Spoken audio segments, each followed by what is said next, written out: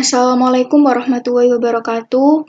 Sebelumnya perkenalkan, nama saya Ika Nurhaliza Bibia dengan NIM 2004411000168 dari kelas PBO 2B. Di sini saya akan menjelaskan hasil pekerjaan saya.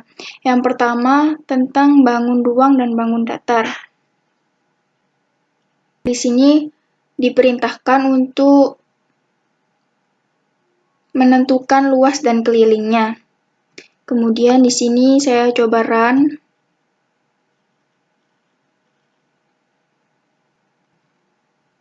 Nah, di sini disuruh memasukkan pilihan. Jadi, saya akan memasukkan pilihan, seumpama saya memasukkan pilihan persegi panjang, itu nomor 2. Kemudian, masukkan panjangnya 6 cm, kemudian lebarnya 8 cm, jadi luas persegi panjang 48 cm persegi, keliling persegi panjang 28 cm persegi. Nah, luas persegi panjang didapat dari rumusnya yaitu panjang kali lebar. Panjangnya di sini adalah 6 cm, kemudian lebar dari persegi panjang 8 cm, jadi luasnya panjang kali lebar sama dengan 48 cm persegi. Kemudian untuk kelilingnya, keliling persegi panjang rumusnya adalah 2 kali panjang kali lebar. Jadi di sini 2 dikali panjangnya, di sini 6 cm, kemudian lebarnya 8 cm. Jadi 6 tambah 8, kemudian dikalikan 2, hasilnya yaitu 28 cm. Kemudian di sini akan ada perintah, apakah Anda ingin mengulang perhitungan lagi, ya atau tidak. Saya akan mencoba ya. Jadi akan memasukkan pilihan lagi. Seumpama saya akan memasukkan pilihan lingkaran. Untuk yang nomor 4, yaitu lingkaran, disuruh memasukkan jari-jari lingkarannya. Seumpama saya akan memasukkan 8 cm. Jadi, luas lingkaran 200,96 cm persegi, sedangkan keliling lingkaran adalah 50,24 cm. Luas lingkaran di sini rumusnya adalah pi kali r kuadrat. Jadi, pi-nya di sini saya menggunakan 3,14. Jadi, pi 3,14 dikali r-nya di sini 8 cm. Jadi, pi 3,14 dikali 8 cm dikali 8 cm sama dengan luas lingkaran yaitu 200,96 cm persegi. Sedangkan kelilingnya rumusnya adalah 2 pi r. Jadi 2 dikali 3,14 dikali 8 cm, hasilnya keliling yaitu 50,24 cm. Untuk bangun ruang dan menentukan volume bangun ruang, di sini saya akan coba run programnya. Nah, di sini akan muncul ada 8 pilihan bangun ruang. Kemudian saya akan mencoba memilih yang pertama yaitu bola. Nah, di sini akan memasukkan jari-jari bola 4 cm. Volumenya adalah 200 cm. Nah, volume bola rumusnya adalah 4/3 dikali pi dikali r pangkat 3. Jadi, 4/3, pi-nya saya menggunakan 3,14.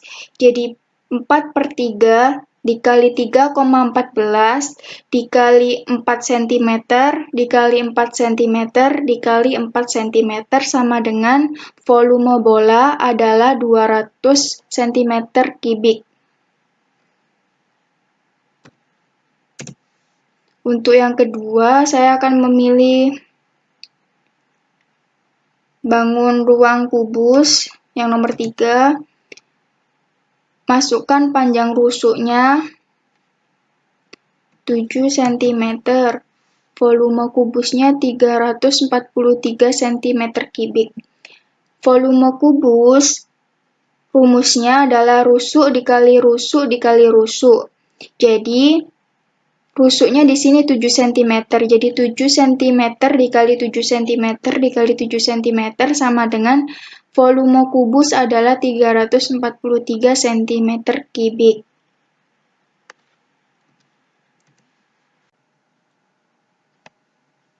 Nah, di sini untuk UTS saya memilih inheritance.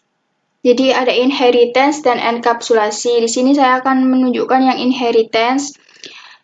Di sini saya inheritance membuat 4 file Java. Yang pertama ada tipe. Tipe di sini adalah superclass atau induk kelasnya dengan yang memiliki variabel harga, makanan, jenis, dan lokasi. Kemudian ada subclass. Subclassnya public class, maka NN, extend tipe. Extend di sini menunjukkan pewarisan sifat, pewarisan dari subclass. Subclass ini anak kelas dari superclassnya tipe. Kemudian makanan, public class makanan, extend tipe. Di sini public class makanan adalah subclassnya, sedangkan tipe di sini adalah superclassnya. Kemudian untuk public class demo di sini adalah program dijalankan atau dieksekusi. Jadi akan menghasilkan runningnya seperti ini. Ini adalah detail makanan, ada makanan, harga, jenis, dan lokasi. Untuk yang kuis, saya memilih nomor 1 dan nomor 2. Di sini untuk yang nomor 1 adalah menentukan nilai terbesar. Jadi, di sini disuruh menginputkan bilangan yang pertama dan bilangan kedua sebagai perbandingannya. Kemudian di sini ada perulangan, yaitu if jika bilangan A di sini adalah bilangan yang pertama, sedangkan B di sini adalah bilangan kedua. Jadi jika A lebih besar dari B, maka hasilnya sama dengan A. Kemudian dia salah atau else jika A lebih kecil dari B, hasil sama dengan B. Maka kita coba running.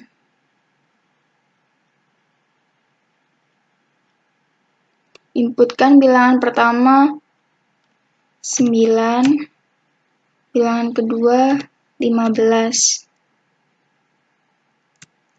Maka yang muncul adalah angka terbesar yaitu 15. Karena di sini bilangan pertamanya lebih kecil daripada bilangan kedua. A lebih kecil dari B, maka hasilnya di sini kan hasilnya sama dengan B. Kemudian untuk yang nomor 2 yaitu menentukan genap dan ganjil. Di sini sistem out println input bilangan, kemudian if bilangan mod 2. Jadi maksudnya bilangan yang bisa dibagi 2 hasilnya 0, maka hasilnya yaitu bilangan genap. Sedangkan dia salah atau else jika bilangan itu jika di mod 2 atau dibagi 2 hasilnya tidak sama dengan 0, maka disebut bilangan ganjil. Jadi kita coba runningkan. Di sini inputkan bilangan 27.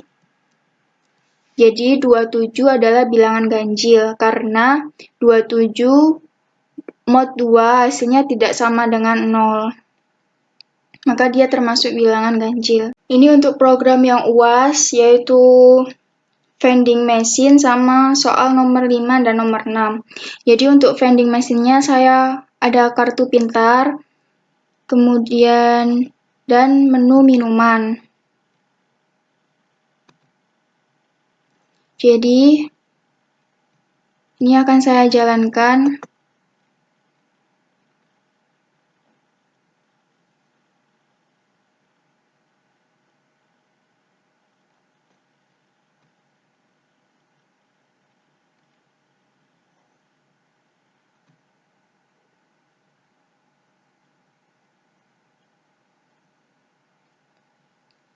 Jadi di sini masukkan kode kartu pintar Anda. Minum kaleng. Kemudian kita masuk, maka akan ada keterangan selamat datang smart card Anda valid. Kalau seumpama kita memasukkannya itu salah, maka akan ada keterangan dia tidak valid.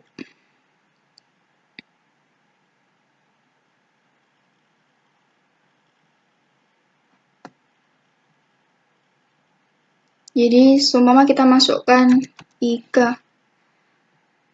Nah, maaf kode kartu yang Anda masukkan salah. Jadi, kita akan mengulang lagi yang benar, yaitu minum kaleng.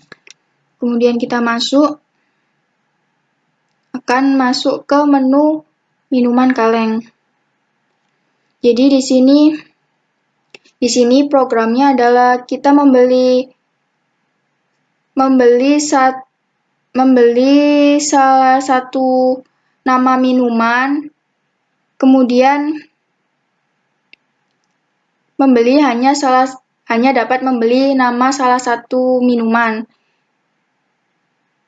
Tidak bisa membeli 2 atau 3 nama minuman dalam satu program jalan.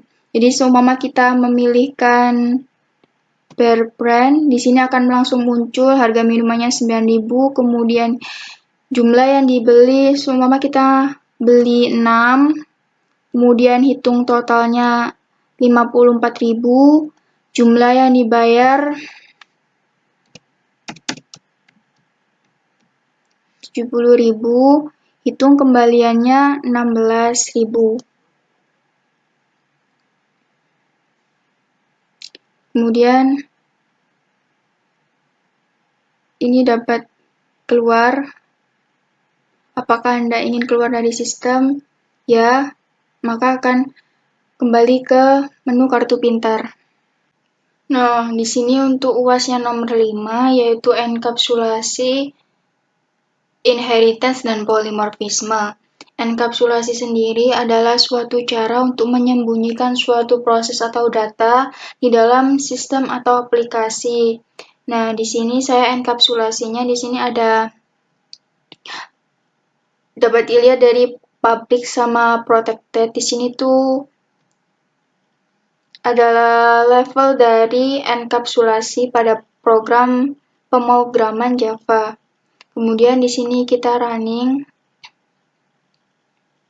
maka akan muncul nama awal akhir. Ini untuk enkapsulasinya.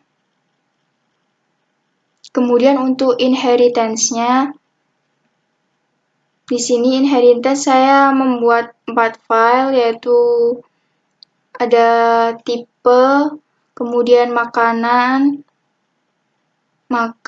dan demo.java. Jadi inheritance sendiri itu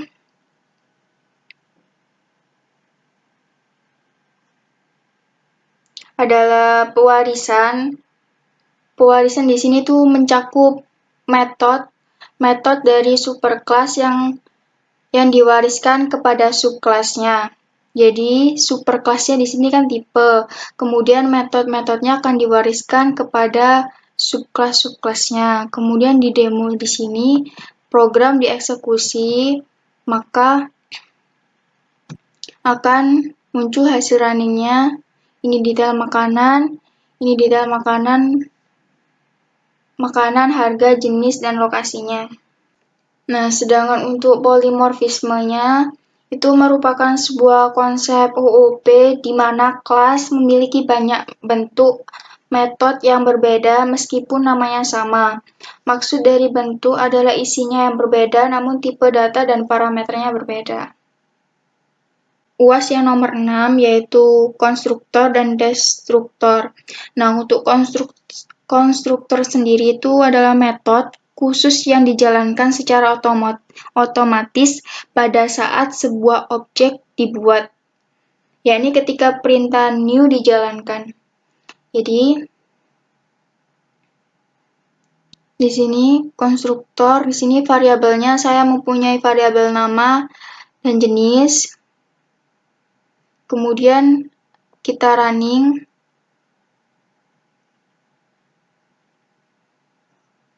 Nah, di sini akan muncul nama dan jurusan. Nama Ika Nurhaliza Bibia, jurusan Sistem Informasi. Konstruktor sendiri itu biasanya digunakan untuk membuat proses awal dalam mempersiapkan objek. Jadi, kita itu dapat memberi nilai awal kepada propertinya. Sedangkan untuk destruktor sendiri itu adalah metode khusus yang dijalankan secara otomatis pada saat sebuah objek dihapus. Jadi, ini kita jalankan.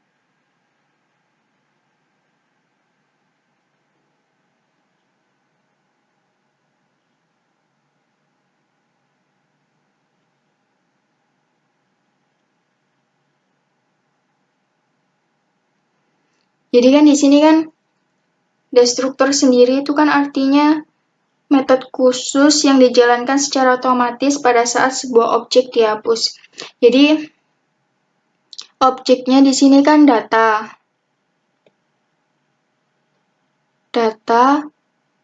new text. Jadi di sini hasil variabel di sini kan string bahasa sama dengan Java, string jurusan sama dengan teknik. Jadi di sini itu tidak dipanggil atau maksudnya itu otomatis objek dihapus digantikan dengan bahasa sama dengan pemrograman Java, kemudian jurusan sistem informasi.